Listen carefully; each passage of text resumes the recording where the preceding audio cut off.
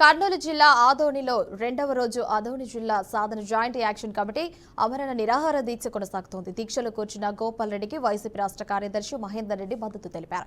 ప్రభుత్వం ఏదైనా మార్పు చేసేటప్పుడు ప్రజల అభిప్రాయాలు సేకరించాలి, కానీ వాళ్ళంతకు వాళ్ళు విభజన చేయరాదని అన్నారు. ప్రభుత్వం ఏకాభిప్రాయంతో 16 గ్రామాల ప్రజలు ఇబ్బందులు పడుతున్నారని ఫైర్ అయ్యారు. ఇప్పటికైనా ప్రజాభిప్రాయం సేకరించి ముందుకు వెళ్లాలని వారు కోరారు. దీక్షలో కూర్చున్న గోపాల్ రెడ్డికి ఏమైనా ప్రాణహాని కలిగితే ప్రభుత్వమే బాధ్యత వహించాలని డిమాండ్ చేశారు.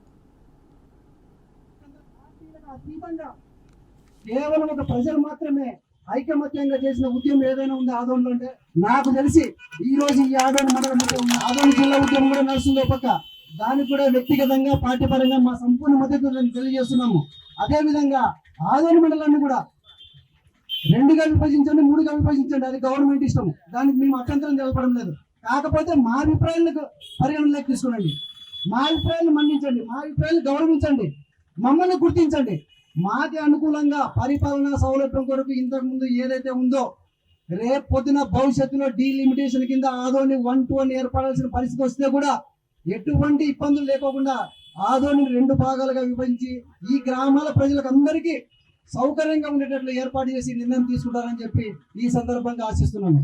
ఈ సందర్భంగా ఈ 16 గ్రామాల ప్రజలకు కూడా ఒక విన్నపం చేస్తున్నాను. నేను ఈ రోజు గవర్నమెంట్ ఒక నిర్ణయం తీసుకుంది, 2 మండలాలుగా విభజిస్తాము, ఆదోని హెడ్ క్వార్టర్ పెడతామని చెప్పి.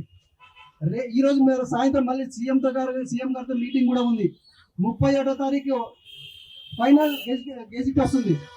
అంతవరకు ఈ 16 గ్రామాల ప్రజలు మీ పట్టును మాత్రం సవరించే ప్రసక్తే పెట్టుకోవచ్చు. పార్టీలకు అతీతంగా మనకు తెలుసు, గత కొన్ని నెలలుగా ఆదోని ప్రజలు ఆదోని మండలం కావాలని చాలా నిరాదీక్షలు చేశారు, ధర్నాలు చేశారు. దాన్ని స్పందించి ప్రభుత్వం ఒక మండలాన్ని విభజించింది.